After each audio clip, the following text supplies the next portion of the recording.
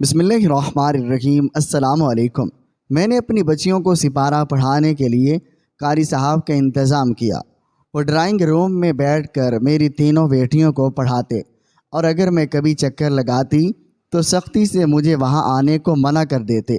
پھر ایک دن میری چھوٹی بیٹی نے روتے ہوئے ایسی بات بتلائی کہ سر پر آسمان گر پڑا۔ قاری صاحب میری جوان بیٹیوں کے ساتھ آج بھی قاری صاحب جب میری بچیوں کو پڑھا کر گئے تو اپنی داڑھی میں ہاتھ پھیرتے ہوئے مسکراتے ہوئے باہر نکلے۔ ان کے چہرے پر ایک الگ قسم کے تاثرات تھے جو میں دیکھ کر گھبرا گئی، پر سمجھ نہیں پائی، اور جب میں اندر ڈرائنگ روم میں اپنی بچیوں کے پاس گئی تو وہ کچھ مجھے سہمی گھبرائی ہوئی لگ رہی تھی۔ میری تینوں بیٹیوں کے چہرے کے رنگ اڑے ہوئے تھے۔ ان میں سے سب سے چھوٹی بیٹی اپنی آنکھوں میں آنسو لیے کانپ رہی تھی۔ میں نے اس کے منہ پر ہاتھ پھیرتے ہوئے کہا، بیٹا کیا ہوا ہے؟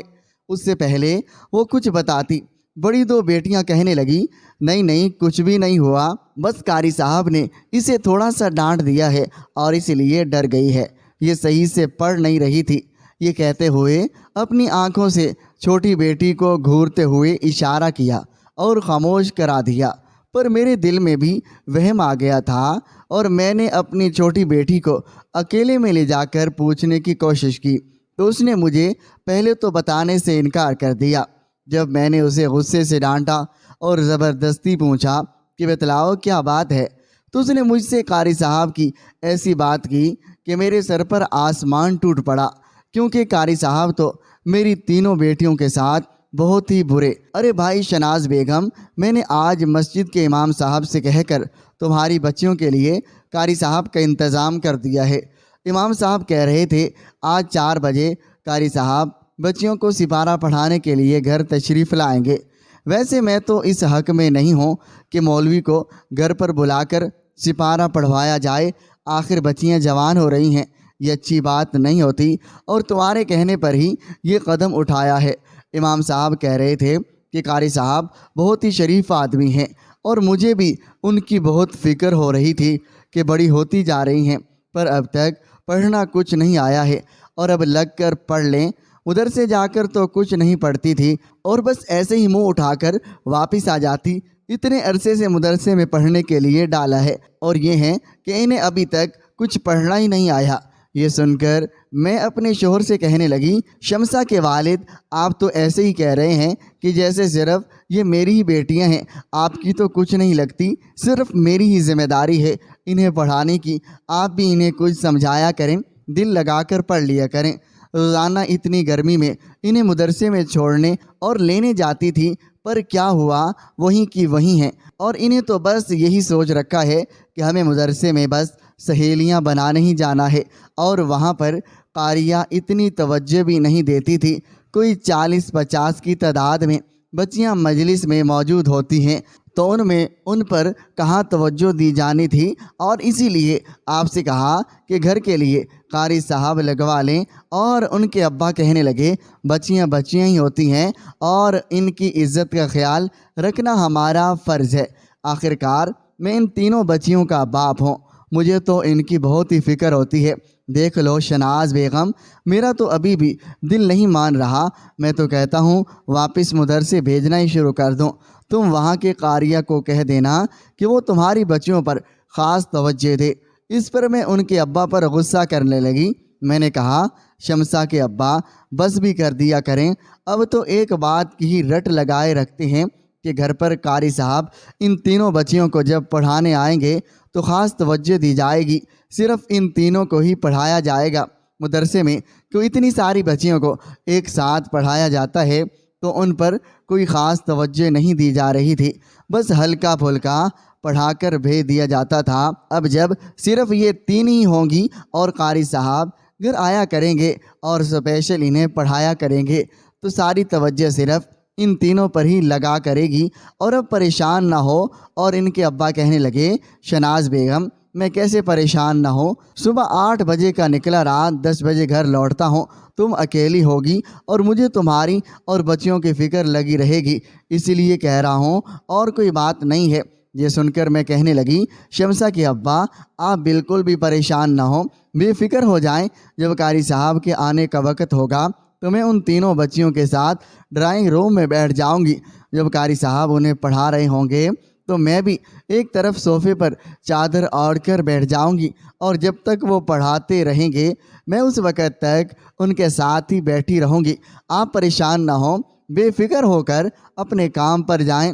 میری یہ سب باتیں سن کر شمسہ کے ابا خاموشی سے تیار ہو کر اپنے کام پر چلے گئے۔ بچیوں کے اسکول سے آنے کا وقت ہو گیا تھا۔ میں نے ان کے لیے کھانا تیار کر رکھا تھا۔ جیسے ہی یہ اسکول سے آئی اور فریش ہو کر کھانا کھایا، پھر ان کے قاری صاحب کا ٹائم ہو گیا۔ آج قاری صاحب کا ہمارے گھر پر پہلا دن تھا۔ قاری صاحب گھر پر آئے، میں نے انہیں ڈرائنگ روم میں بٹھا دیا اور پھر ان کے لیے چائے کا انتظام کر رکھا تھا۔ وہ اس سب سے بہت ہی خوش ہوئے۔ پھر میں اپنی تینوں بیٹیوں کو بھی ڈرائنگ روم میں ان کے پاس لے گئی۔ اتنے عرصے سے انہیں مدرسے میں ڈالا ہوا تھا، پر انہیں ابھی تک کچھ بھی پڑھنا نہیں آیا۔ یہ ساری بات میں نے قاری صاحب کو بتا دی کہ قاری صاحب آپ نے ان پر خاص توجہ دینی ہے تاکہ میری تینوں بیٹیوں کو اچھے سے پڑھنا آ جائے۔ یہ قاری صاحب تو دیکھنے میں کچھ شریف ہی لگ رہے تھے۔ یہ بہت کم گو تھے، یعنی کہ کم بات کیا کرتے تھے، کوئی فالتو بات نہیں کرتے تھے۔ روزانہ 1 گھنٹہ میری بچیوں کو پڑھاتے اور پھر خاموشی سے چلے جاتے۔ شروع میں تو سب ٹھیک جا رہا تھا، جب تک یہ ان تینوں کو پڑھاتے رہتے میں بھی اندر ڈرائنگ روم میں وہیں پر موجود ہوتی۔ کبھی میں اندر نماز پڑھنے لگتی یا کسی نہ کسی بہانے سے اندر ہی موجود ہوتی۔ انہیں بھی میری موجودگی سے کوئی اعتراض نہ ہوتا۔ سب کچھ ٹھیک جا رہا تھا۔ میری بچیوں کے تلفظ بھی پہلے سے بہتر ہو رہے تھے، کیونکہ جب یہ پڑھا کر جاتے تو میں بھی ان کا سبق سن لیا کرتی کہ انہیں کیسا پڑھنا آ رہا ہے۔ جب ان کے ابا رات کو گھر آتے تو وہ مجھ سے روزانہ پوچھتے، شناز تم ان کا خیال رکھتی ہو نا؟ جب قاری صاحب آتے ہیں تو میں گھر میں موجود نہیں ہوتا تو تم انہیں قاری صاحب کے ساتھ بالکل بھی اکیلا مت چھوڑنا۔ میں نے کہا، شمسہ کے ابا جتنی دیر یہ پڑھتی رہتی ہیں میں بھی ان کے ساتھ اندر ہی موجود ہوتی ہوں، اور اس پر شمسہ کے ابا بھی مطمئن ہو گئے، اور اسی طرح سکون سے 1 مہینہ گزر گیا۔ میں بے فکر ہونا شروع ہو گئی۔ اب یہ جس وقت آتے میں بے فکر ہو کر کچن کے کام میں لگ جاتی اور بچیوں کو ان کے ساتھ اکیلا چھوڑ دیتی۔ میں گھر کے کاموں میں کافی مصروف رہنے لگی۔ ایک دن میں کچن میں کام کر رہی تھی کہ اچانک میرے دل کو خیال آیا، کافی دن گزر گئے ہیں میں ان کے ساتھ نہیں بیٹھی، کیوں نہ آج بیٹھ جاؤں۔ جیسے ہی میں اچانک ڈرائنگ روم کا دروازہ کھولنے لگی تو قاری صاحب مجھے دیکھ کر ایک دم سے گھبرا گئے۔ وہ میری تینوں بیٹیوں سے کچھ بات کر رہے تھے اور وہ بھی کچھ پڑھ نہیں رہی تھی۔ جب میں اندر انہیں حیرانگی سے دیکھنے لگی کہ اچانک قاری صاحب انہیں پڑھانے لگے، کہنے لگے، اب سمجھ گئے ہو نا تم لوگ میری بات؟ تم لوگوں کو سمجھا رہا ہوں، اچھا پڑھا کرو، چلو کھولو اور پڑھنا شروع کرو۔ پھر میری بیٹیوں نے پڑھنا شروع کر دیا۔ مجھے ان پر اس وقت کچھ شک سا ہوا اور مجھے ان کا یہ رویہ بہت عجیب سا لگا۔ پھر میں نے دوبارہ اگلے دن سے اپنی تینوں بیٹیوں کے ساتھ اندر بیٹھنا شروع کر دیا۔ اب جب میں ان کے ساتھ بیٹھی، قاری صاحب کہنے لگے، باجی ایک بات کہوں، آپ برا مت منائیے گا، میں جتنے بھی گھر میں پڑھانے جاتا ہوں بچوں کی والدہ اس وقت کمرے میں ساتھ نہیں بیٹھی، اور اس طرح مجھے بھی جھجک محسوس ہوتی ہے اور میں سکون سے پڑھا نہیں سکتا۔ کہ آپ کو مجھ پر بھروسہ نہیں ہے؟ میں آپ کی بچیوں کو صحیح نہیں پڑھاؤں گا۔ آپ خود ہی بتائیں، 1 مہینہ آپ کی بچیوں نے مجھ سے پڑھا ہے اور ان کے تلفظ پہلے سے کتنا بہتر ہونے لگا ہے، اور اس طرح مجھے بھی برا لگے گا کہ آپ مجھ پر نظر رکھ رہی ہیں کہ جیسے میں کوئی ملازم ہوں، جو آپ مجھ پر نگرانی کرنے روزانہ بیٹھ جاتے ہیں۔ استاد اور ملازم میں بہت فرق ہوتا ہے۔ جیسے ہی قاری صاحب نے ایسی باتیں کی تو میں تھوڑا گھبرا سی گئی اور شرمندگی محسوس کرنے لگی۔ میں نے کہا، قاری صاحب آپ مجھے غلط سمجھ رہے ہیں، اصل میں ہمارے گھر کا ماحول ایسا نہیں ہے۔ ہمارے گھروں میں قاری صاحب پڑھانے آئیں اور ان کے والد اس چیز کو بے حد ناپسند کرتے ہیں۔ یہ تو میرے ہی اصرار پر مجھے انہیں آپ سے پڑھوانے کی اجازت ملی ہے۔ آپ پرسکون رہیں، تحمل سے بات کریں اور کوئی پریشانی کی بات نہیں ہے۔ اصل میں ویسے بھی میں ہر وقت اپنی بچیوں کے ساتھ ہی رہتی ہوں اور انہیں اکیلا نہیں چھوڑتی۔ قاری صاحب کہنے لگے، باجی آپ کی وہ بات تو بالکل ٹھیک ہے، لیکن اصل بات یہ ہے، آپ یہ بتائیے جب آپ انہیں اسکول بھیجتی ہیں تو کیا آپ اسکول میں ان کے ساتھ جاتی ہیں؟ نہیں نا۔ تو میرے پاس بھی کوئی جواب نہیں تھا، اس پر میں بھی خاموش ہو گئی۔ وہ کہنے لگے، اس طرح بچیوں کو بھی شے ملتی ہے کہ ہماری اماں کے سامنے قاری صاحب ہمیں کچھ نہیں کہیں گے، ہم جیسا مرضی پڑھ رہے ہیں۔ تو آپ سے میری درخواست ہے کہ مہربانی فرما کر جس وقت میں آپ کی بچیوں کو ڈرائنگ روم میں پڑھا رہا ہوں، آپ یہاں مت آیا کریں، مجھے انہیں سکون سے پڑھانے دیا کریں، اور اس طرح میرا اور ان کا دھیان بھی ہٹتا ہے۔ یہ سن کر میں تھوڑا پریشان ہو گئی، اور کیونکہ شمسہ کے ابا نے مجھے خاص طور پر تاکید کی تھی، جب تک قاری صاحب بچیوں کو پڑھاتے رہیں گے اور تم ان کے ساتھ ہی ڈرائنگ روم میں بیٹھی رہنا، کیونکہ میری بیٹیاں جوان ہو رہی ہیں اور مجھے سمجھ نہیں آ رہی تھی کہ میں ان کے ابا سے کیا کہوں۔ اگر میں نے ان سے کہا کہ قاری صاحب نے ایسی درخواست کی ہے تو انہوں نے ایک لمحہ سوچے بغیر ہی قاری صاحب کو ہٹا دینا ہے اور پھر سے ان کے پڑھنے کا مسئلہ بن جائے گا۔ مجھے اس وقت خاموش رہنا ہی ٹھیک لگا، لیکن پھر بھی میں کسی نہ کسی بہانے سے اندر ضرور جاتی، ایک بار چکر لگا لیتی۔ پر ایک چیز مجھے سمجھ نہیں آ رہی تھی کہ جب بھی میں اچانک ڈرائنگ روم میں چکر لگاتی تو قاری صاحب کے چہرے پر غصہ طاری ہو جاتا اور میری بچیاں گھبرائی ہوئی ہوتی۔ ایک دن قاری صاحب نے مجھے کہا، آپ کی بچیاں آج کل پڑھائی میں توجہ کم دے رہی ہیں۔ تو مجھے ان کی یہ بات سن کر اپنی بیٹیوں پر بہت ہی غصہ آیا۔ میں نے قاری صاحب کے سامنے ہی کہہ دیا، آپ جتنا چاہیں انہیں ڈانٹیں، ان پر سختی کریں، اور ان کی پڑھائی بہت ہی اچھی ہونی چاہیے، آپ کو میری طرف سے پوری اجازت ہے۔ اس پر قاری صاحب بہت خوش ہوئے اور میری بیٹیوں کے چہرے پر پریشانی تھی۔ بعد میں تینوں کہنے لگی، اماں آپ نے قاری صاحب کو ایسے کیوں کہا ہے؟ میں نے اس پر اپنی بچیوں کو ہی ڈانٹا اور کہا، پہلے بھی تم لوگوں کو اتنے سالوں سے مدرسے میں ڈالا تھا اور کیا ہوا، تم لوگوں کے تلفظ کبھی بہتر نہیں ہوئے؟ اب اگر کوئی قاری صاحب گھر پر لگوائے ہیں تو بڑی مہربانی ہوگی کچھ پڑھ لو تاکہ میں بھی کچھ چین کا سانس لے سکوں۔ مجھے تم لوگوں کی بہت فکر رہتی ہے۔ دنیا کی پڑھائی کے ساتھ ساتھ دین پڑھنا بھی بہت ضروری ہے۔ دنیا کی پڑھائی تو دنیا میں ہی کام آتی ہے اور دین سیکھنا بہت ضروری ہے، جو کہ آخرت میں وہی کام آنا ہے۔ یہ سن کر میری بچیاں بھی خاموش ہوتی جاتی، اور جس دن سے میں نے ڈرائنگ روم میں بیٹھنا چھوڑ دیا تھا تب سے میری بچیوں کی طبیعت میں کچھ بدلاؤ آنے لگا۔ وہ گھر میں خاموش رہنے لگی اور کم بولتی۔ میں نے پوچھا، بچوں کیا ہوا ہے؟ اور کوئی جواب نہیں دیتی۔ کہتی ہیں، اماں ہمیں نیند آ رہی ہے۔ یہ کہہ کر اپنے کمرے میں جا کر چادر اوڑھ کر آنکھیں بند کر کے لیٹ جاتی اور سونے کی کوشش کرتی، پر سوتی نہیں، بس کروٹ بدلتی رہتی۔ مجھے ان کی فکر ستانے لگی۔ میں نے سوچا، اب اگلے دن جب قاری صاحب پڑھائیں گے تو میں اندر ہی بیٹھوں گی، اور میں اندر جانے کے لیے ہچکچا رہی تھی، اور کیونکہ قاری صاحب نے مجھے اندر آنے سے منع کیا تھا، پر میں پھر بھی اگلے دن ڈرائنگ روم میں بہانے سے چکر لگانے لگی۔ جب میں تیسری بار اندر گئی تو قاری صاحب مجھ پر تھوڑا غصہ ہونے لگے۔ کہنے لگے، آپ جب بار بار اندر آتی ہیں تو ان کی پڑھائی میں خلل آتا ہے، اور جو کہ ہمارے لیے پریشانی کا باعث بنتا ہے۔ اس طرح میں انہیں کیسے پڑھاؤں گا؟ یہ بھی سکون سے نہیں پڑھ پاتی۔ اب انہوں نے مجھے پڑھانے کے دوران سختی سے اندر آنے سے منع کر دیا۔ ان کا یوں سختی سے میرے اندر آنے پر اعتراض کرنا مجھے بالکل بھی اچھا نہیں لگ رہا تھا۔ میرا دل بے چین ہو رہا تھا۔ اگلے 2-3 دن میں ڈرائنگ روم میں نہیں گئی، اور تیسرے دن جب قاری صاحب بچیوں کو پڑھا کر ڈرائنگ روم سے باہر نکل رہے تھے اور داڑھی میں ہاتھ پھیرتے ہوئے مسکراتے ہوئے جا رہے تھے، ان کے چہرے پر کچھ عجیب سی مسکراہٹ تھی، اور اس دن مجھے ان کی آنکھوں میں کچھ وحشت سی محسوس نظر آ رہی تھی، اور میرا دل بہت ہی گھبرا گیا۔ جیسے ہی میں اندر ڈرائنگ روم میں گئی، میری سب سے چھوٹی بیٹی اپنی آنکھوں میں آنسو لیے رو رہی تھی۔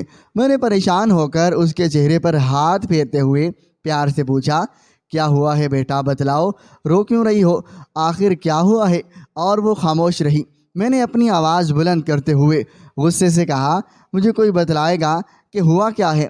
میری چھوٹی بیٹی فاخرہ مجھے کچھ بتانے ہی لگی تھی کہ اچانک سے میری دونوں بڑی بیٹیاں آمنہ اور شمسہ نے کہنا شروع کر دیا، نہیں نہیں اماں، کچھ نہیں ہوا، بس تھوڑی پریشان ہو رہی ہے۔ قاری صاحب نے آج اسے ڈانٹا ہے اور اسے اپنا سبق صحیح سے یاد نہیں ہو رہا تھا، بس اور کوئی بات نہیں ہے۔ اور میرے دل میں بھی وہم آ گیا تھا کہ کوئی نہ کوئی ایسی بات ضرور ہوگی جو میری بیٹیاں مجھ سے چھپا رہی ہیں، اور میں بھی ان کی ماں ہوں، پتہ لگا کر ہی رہوں گی۔ تو تیسری بیٹی فاخرہ کو میں اپنے کمرے میں لے گئی اور اپنے پاس بٹھا کر پوچھا کہ بیٹا بتلاؤ کیا ہوا ہے۔ میں اس سے بھی بات کر ہی رہی تھی کہ اچانک سے باہر کا دروازہ کھٹکنے لگا۔ میں اٹھ کر دروازہ کھولا اور شمسہ کے ابا آ گئے اور کہنے لگے، شناز بیگم، آج تو بہت ہی تھک گیا ہوں، جلدی سے کچھ کھانے کے لیے لے آؤ، اور آج تو اتنا تھک گیا ہوں بس نیند سے بری حالت ہے، بس اب تم جلدی سے کھانا دے دو تاکہ کھانا کھا کر سو جاؤ۔ میں اس پریشانی کے عالم میں جلدی سے شمسہ کے ابا کے لیے کھانے کی پلیٹ بنانے لگی۔ ساتھ ہی میرے ذہن میں الٹے الٹے خیالات آ رہے تھے، میرے ہاتھ کانپ رہے تھے، کیونکہ میرے پوچھنے پر فاخرہ بہت گھبرائی ہوئی تھی، اور جیسے ہی ان کے ابا کے لیے میں دروازہ کھولنے گئی، فاخرہ بھاگ گئی۔ یہی سوچ ہے کہ میرا دماغ گھوم رہا تھا۔ میں نے جلدی سے شمسہ کے ابا کو کھانا دیا اور کمرے سے جانے لگی۔ شمسہ کے ابا نے پیچھے سے آواز دیتے ہوئے کہا، کیا ہوا ہے شناز بیگم، میرے پاس بیٹھو، آج تو تم کھانے کے ساتھ میرے لیے پانی کا گلاس تک نہیں لائی، اور کیا ہو گیا ہے تمہیں؟ میں نہ چاہتے ہوئے بھی شمسہ کے ابا کے پاس جا کر بیٹھ گئی، کیونکہ میرے دل میں ہلچل مچی ہوئی تھی، بس جلدی سے فاخرہ سے پوچھوں۔ پھر شمسہ کے ابا مجھ سے کہنے لگے، ارے شناز بیگم، کن سوچوں میں گم ہو، پانی تو لا دو۔ پھر ایسے ہی بیٹھ گئی، اور یہ سنتے ہی میں بھی پھر ایک دم سے کھڑی ہوئی اور ان کو پانی کا گلاس دے کر میں دوبارہ سے اپنی بیٹیوں کے کمرے جانے لگی۔ تو شمسہ کے ابا نے میرا ہاتھ پکڑ کر اپنے پاس بٹھا لیا اور میری آنکھوں میں دیکھ کر کہنے لگے، شناز بیگم، مجھے سچ سچ بتاؤ، کوئی پریشانی ہے؟ تم بہت ہی گھبرائی ہوئی لگ رہی ہو، گھر میں کوئی بات ہوئی ہے اور بچیاں ٹھیک ہیں نا؟ تو میں نے ایک دم مسکراتے ہوئے اپنی پریشانی کو اپنے اندر بھی چھپاتے ہوئے کہا، جی جی شمسہ کے ابا، بس صبح صبح اٹھ کر گھر کے کام کرنا شروع کر دیتی ہوں اور رات تک اتنا تھک جاتی ہوں، اور پھر آپ کا بھی انتظار ہوتا ہے کب آپ آئیں اور آپ کو کھانا وغیرہ دوں، اور اس کے بعد ہی آرام کرنے کا موقع ملتا ہے۔ تو شمسہ کے ابا کہنے لگے، بیگم واقعی زندگی کے کام تو کبھی ختم ہی نہیں ہوتے، خیر میں تو سونے لگا ہوں، اب میری آنکھیں بند ہو رہی ہیں اور تم یہ لائٹ بند کر دو اور تم بھی سو جاؤ۔ میں فٹافٹ اٹھی، میں نے لائٹ بند کر دی، پھر میں کمرے سے باہر چلے گئے۔ میں نے اپنی تینوں بیٹیوں کے کمرے میں جا کر انہیں دیکھا تو یہ سو چکی تھی۔ جب میں ان کے کمرے سے باہر جانے لگی تو اچانک سے مجھے خیال آیا کہ انہیں ٹھنڈ نہ لگ جائے، یہ تینوں ایسے ہی سو گئی ہیں، آج انہوں نے اپنے اوپر چادر نہیں اوڑھی۔ جب میں نے چادر نکال کر ان پر ڈالی تو میری بڑی بیٹی بخار میں ہونک رہی تھی، اور جب میں نے ہاتھ لگا کر دیکھا تو وہ تیز بخار میں تپ رہی تھے۔ اسی طرح میری دونوں بیٹیوں کو بھی بہت تیز بخار ہو رہا تھا۔ یہ بات مجھے کچھ ہضم نہیں ہو رہی تھی، ایسے کیسے ہو سکتا ہے تینوں کو ایک ساتھ ہی بخار چڑھ جائے؟ اور پھر میں پوری رات ہی بے چین رہی۔ اس پریشانی کے عالم میں ایک لمحہ بھی ایسا نہ تھا کہ میں سکون سے سوئی ہوں۔ جب صبح میں نے انہیں اسکول کے لیے جگانا چاہا تو تینوں سے اٹھا نہ جا رہا تھا، پھر میں نے بھی انہیں نہیں جگایا۔ جیسے ان کے ابا ناشتہ کرتے ہوئے اپنے کام پر چلے گئے تو میں ان تینوں کو ڈاکٹر کے پاس لے گئی۔ ڈاکٹر نے دوا دی۔ ڈاکٹر بھی پریشان ہو گیا یہ دیکھ کر کہ آپ کی تینوں بیٹیوں کو ایک ساتھ ہی بخار ہو گیا ہے، اور مجھے تو یہ بات خود کوئی سمجھ نہیں آ رہی تھی۔ آج میں نے ان کے اسکول سے بھی چھٹی کروا لی تھی، اور میں نے ان تینوں کو ناشتہ کروایا اور پیار سے پوچھنے کی کوشش کی کہ بیٹا، تم لوگوں کی ماں ہوں، اگر کوئی پریشانی ہے تو مجھے تو تم لوگ بلا جھجک بتا سکتی ہو۔ میری دونوں بیٹیاں تو اپنی افسردہ آنکھوں سے خاموشی بیٹھی رہی۔ ایک فاخرہ تھی جو کچھ کہنا چاہ رہی تھی، پھر اچانک سے ان دونوں نے فاخرہ کو غصے سے دیکھا اور اشارہ کر کے خاموش کرا دیا۔ فاخرہ کچھ بولتے بولتے ہی خاموش ہو گئی۔ وہ اماں، وہ قاری صاحب، اور اس کے آگے کچھ نہ بولے۔ میں نے پوچھنا چاہا، لیکن ساتھ ہی میری بڑی دو بیٹیاں کہنے لگیں، اماں آج ہمیں بخار ہے نا، تو ہم نے اسکول کی بھی چھٹی کی ہے، تو آپ ایسا کریں قاری صاحب کی بھی آج چھٹی کروا لیں، ہم کچھ آرام کرنا چاہتے ہیں۔ یہ کہہ کر تینوں ایک دوسرے کے ہاتھ پکڑتے ہوئے کمرے کی طرف اشارہ کیا، آؤ چلیں کمرے میں چل کر آرام کرتے ہیں۔ یہ تو ایسی تھی جیسے الگ الگ سی رہنے لگیں، مجھے کچھ بھی نہ بتائیں۔ اور جب قاری صاحب کے آنے کا وقت ہوا، جیسے ہی میں نے دروازہ کھولا، باہر قاری صاحب کھڑے پہلے سے ہی چہرے پر مسکراہٹ لیے کچھ سوچ رہے تھے۔ میں نے سلام کیا تو مجھے جواب دیتے ہوئے اندر آنے لگے، تو میں نے دروازے پر ہی قاری صاحب کو کہہ دیا، آج بچوں کی طبیعت خراب ہے، انہیں بخار ہو رہا ہے، آپ آج چھٹی کر لیں۔ یہ سنتے ہی قاری صاحب تو مجھ پر بھڑک اٹھے اور کہنے لگے، ارے باجی آپ بھی بہت ہی عجیب ہیں، آپ کی بچیاں بہانے بناتی ہیں، بھلا ان تینوں کو ایک ساتھ کیسے بخار ہو سکتا ہے؟ یا پھر آپ نے انہیں خود ہی سر چڑھا رکھا ہے؟ اتنی چھٹیاں کروائیں گی تو یہ اپنا سبق بھول جائیں گی۔ میں نے کہا، قاری صاحب میں نے آپ کو اتنے عرصے میں صرف آج ہی تو چھٹی دی ہے نا۔ ہاں روزانہ بچیاں پڑھتی ہیں، اگر ایک چھٹی کر لیں گی تو اس میں کیا ہی برا ہے؟ اور قاری صاحب تھے جو ماننے کو تیار ہی نہ تھے، وہ تو جیسے ایک دم سے بے چین ہو گئے، ان کا بس نہیں چل رہا تھا کہ مجھے دھکا دے کر اندر ہی آ جائیں۔ وہ غصے سے لال ہوئے جا رہے تھے، کہنے لگے، آپ کی بات ٹھیک ہے، انہیں بخار ہے، پر 1 گھنٹے پڑھنے سے کیا چلا جاتا ہے؟ چلے اگر آپ کہتی ہیں تو میں آج آدھا گھنٹہ ہی پڑھا دیتا ہوں، اور اس طرح وہ اپنا سبق بھول جائیں گی۔ اب تو مجھے بھی ان کی باتوں پر غصہ آنے لگا، میری پریشانی میں مزید اضافہ ہونے لگا۔ آج تو قاری صاحب جیسے مجھے بہت ہی برے لگ رہے تھے، مجھے کوئی سمجھ نہیں آئی۔ میں نے جلدی میں ان سے جان چھڑانے کے لیے کہہ دیا کہ اصل میں ان کے ابا بھی آج گھر پر ہیں اور وہ اپنی بچیوں کے ساتھ وقت گزارنا چاہتے ہیں، اور آج رات ہمارے گھر پر دعوت بھی ہے، اور اسی لیے آج چھٹی کر لیں۔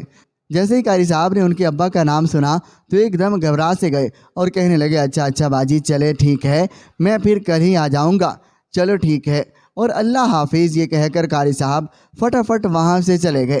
میں نے بھی بڑی مشکل سے بہانہ بنا کر اپنی جان چھڑوائی تھی، پر اب میں نے تو ٹھان لی کہ میں پتہ لگا کر ہی رہوں گی آخر ماجرا کیا ہے۔ میری بچیاں ایسا رویہ کبھی بھی نہیں رکھتے تھے، اب تو مجھ سے بالکل بھی صبر نہیں ہو رہا تھا۔ میں نے دیکھا میری دونوں بیٹیاں آرام کر رہی ہیں اور فاخرہ ایک طرف خاموش بیٹھی کچھ سوچ رہی ہے۔ میں نے جلدی سے فاخرہ کا ہاتھ پکڑا اور اپنے کمرے میں لے جا کر کمرے کا دروازہ اندر سے بند کر لیا اور اسے بیڈ پر بٹھا کر پوچھنے لگی۔ اس کے سر پر ہاتھ رکھ کر بڑی پیار سے میں نے پوچھا، فاخرہ بیٹا مجھے بتلاؤ، قاری صاحب نے تم لوگوں کے ساتھ کوئی بدتمیزی کی ہے یا کوئی بھی بات ہے تم مجھ سے چھپا رہی ہو؟ مجھے سب بتلاؤ، ڈرو نہیں بیٹا، میں تمہارے ساتھ ہوں، تمہاری ماں تمہارے ساتھ ہے۔ یہ سنتے ہی فاخرہ گھبرانے لگی پر کچھ نہ بولی۔ پھر مجھے غصہ آنے لگا، میں کہنے لگی، فاخرہ مجھے کچھ نہیں بتاؤ گی؟ فاخرہ نے صاف انکار کر دیا اور رونے لگی۔ اب تو میرا دل اور بھی پریشان ہونے لگا، نہ جانے کیا ہوا ہے میری بچیوں کے ساتھ۔ میں نے فاخرہ کو تھپڑ مار کر ڈرانے کی کوشش کی۔ فاخرہ کہنے لگی، اچھا اماں مارنا نہیں بتاتی ہوں۔ میری سب سے چھوٹی بیٹی فاخرہ نے مجھے پھوٹ پھوٹ کر روتے ہوئے ایسی باتیں بتلائی کہ میرے سر پر آسمان ٹوٹ پڑا۔ میرا دل کر رہا تھا کہ میں قاری صاحب کا سر پھاڑ دوں۔ مجھے قاری صاحب پر بہت ہی غصہ آ رہا تھا۔ قاری صاحب میری جوان بیٹیوں کے ساتھ بدتمیزی سے پیش آتا، پھر غیر ضروری رویہ اختیار کرتا۔ شروع میں اس نے میری بیٹیوں کو بڑی ہی تمیز کے دائرے میں رکھ کر پڑھانا شروع کیا، اور جیسے جیسے قاری صاحب نے ہمارا اعتماد حاصل کیا، مجھے لگا یہ ایک شریف آدمی ہے جو لوگوں کے گھروں میں جا کر بچیوں کو دینی تعلیم دیتا ہے۔ لیکن میں کیا جانتی تھی کہ ان میں کچھ ایسے بھی ہوتے ہیں جو بچیوں کے ساتھ جو بد اخلاقی والا رویہ اختیار کرتے ہیں۔ وہ میری تینوں بچیوں کو بلا وجہ سبق سنتے ہوئے ہاتھ پکڑنے لگتا اور کبھی شاباشی دینے کے بہانے سر پر ہاتھ رکھتا اور بازو پکڑ لیتا۔ جیسے میں کمرے میں آتی اور ایک دم سے پیچھے ہو کر بیٹھ جاتا اور میری بچیوں کے ساتھ الٹی باتیں کرنے کی کوشش کرتا اور ساتھ میں انہیں ڈراتا، اگر تم نے اپنی والدہ سے کچھ بھی کہا تو میں تم لوگوں کو بہت ماروں گا۔ انہیں گندی نظروں سے دیکھتا، گندے اشارے کرتا۔ بچیاں ہر وقت گھبرائی اور سہمی رہتے تھے اور ایسی باتیں وہ مجھے بتانے سے کتراتی۔ اور فاخرہ نے مجھے روتے ہوئے بتلایا کہ اماں قاری صاحب کی نظر بہت ہی گندی ہے، وہ ہمیں عجیب قسم کی نگاہوں سے دیکھتے تھے، پر ہمیں سمجھ نہیں آتی تھی کہ ہم آپ کو کیسے بتائیں۔ فاخرہ کہنے لگی، اس دن جب آپ اچانک کمرے میں آ گئی تھی، اس سے پہلے قاری صاحب میری غلطی نکالنے کے بہانے سے میرا کان کھینچ رہے تھے، ساتھ ہی ان کا ہاتھ میری گردن پر لگ رہا تھا، تو میں گھبرا رہی تھی اور رو رہی تھی، اور انہوں نے کہا کہ اگر تم نے اپنی والدہ سے کوئی بھی بات کی मैं इतनी ज़ोर का थप्पड़ मारूंगा कि तुम सीधी हो जाओगी। हमसे बड़ी ही बद इखलाकी के साथ बात करते और भी बहुत उल्टी उल्टी सी हरकतें करते, और पर तो हम लोग दुपट्टा ओढ़े पीछे होते और अपने आप को संभाल लेते थे, पर वो हमें ऐसे ऐसे घूरते थे, हमारा दिल कांप उठता था। हम कहाँ जाते, वो अक्सर हमसे कोई गंदी बातें करने की कोशिश करते तो हम अपना ध्यान अपनी पढ़ाई की तरफ लगा लेते। जब उन्होंने आपको कमरे में आने से सख्ती से मना कर दिया था, तब भी वो कोई ना कोई बहाना बनाकर कभी मेरे हाथ पकड़ते, वो भी शमसा का तो कभी आमिना का, और हमें ये बात उनकी बिल्कुल अच्छी नहीं लगती थी। एक बार शमसा ने कहा, कारी साहब आप हमारा हाथ ना पकड़ा करें। उस पर कारी साहब ने ज़बरदस्ती शमसा का हाथ पकड़कर कहा, बेटा मैं तुम्हारा उस्ताद हूँ, मेरे आगे ज़बान दराजी मत करो, और उसे इतनी ज़ोर का थप्पड़ मारा और आमना के सर पर भी थप्पड़ मारा कि उसका सर चकराने लगा, और मेरा भी इतनी ज़ोर से कान खींचा कि मेरे कान में दर्द थी, और पर मैंने आपको नहीं बतलाया, और अंदर ही अंदर तीनों घुटते रहे और भी बहुत सी उल्टी सीधी हरकतें करने की कोशिश करते, पर हम उनसे संभल जाते, दूर हटने की कोशिश करते। जब भी कारी साहब हमारा हाथ पकड़ते, हम उनसे अपना हाथ छुड़ाने की कोशिश करते, और वो ज़बरदस्ती हमारा हाथ ना छोड़ते और हंसने लगते, और जब हम रोने लग जाती तो कहने लगे, अच्छा अच्छा खामोश हो जाओ, तुम्हारी वालदा अंदर आने वाली होंगी, खबरदार जो उनसे कुछ भी कहने की कोशिश की। मैं तुम तीनों के बारे में पूरे मोहल्ले में बताऊंगा कि तुम लोग बदतमीज़ हो। और मेरी सबसे छोटी बेटी फाखरा ने कारी साहब की असलियत बताई तो मेरा खून खोल रहा था, पर मैं बेबस थी। आज मुझे अपनी गलती का एहसास हो रहा था कि शमसा के अब्बा ने मुझे समझाया था कि कारी साहब को बुलाकर उन जवान बेटियों को पढ़वाना बिल्कुल भी मुनासिब नहीं है, पर मैं ही थी जो अपनी ज़िद पर अड़ी थी। मुझे कह भी रहे थे कि शनाज बेगम तुम इन्हें मदरसे में ही कारिया के पास पढ़ाओ और उन्हें जाकर कह दो कि उन पर ख़ास तवज्जो दे। इसलिए कहते हैं ना, एक वालिद अपनी बेटियों की इज़्ज़त की हिफाजत के लिए ही ऐसे फ़ैसले करते हैं जिनमें उनके लिए बेहतरी होती है। आज मुझे अपनी गलती का एहसास हो रहा था। मैंने पहली फ़ुर्सत में कारी साहब को हटा दिया और अपनी बच्चियों को वापस मदरसे में भेजना शुरू कर दिया। अब मेरी बच्चियां भी कारिया से दिल लगाकर पढ़ती थी और उन्हें भी अपनी गलती का एहसास हो गया था। नाज़रीन, इसी उम्मीद के साथ हमें इजाज़त दीजिए। अगर आपको हमारी ये वीडियो पसंद आई है तो वीडियो को लाइक कर दें और चैनल को सब्सक्राइब कर दें ताकि हर आने वाली वीडियो आप तक बर वक़्त पहुँच सके। शुक्रिया, अल्लाह हाफिज़।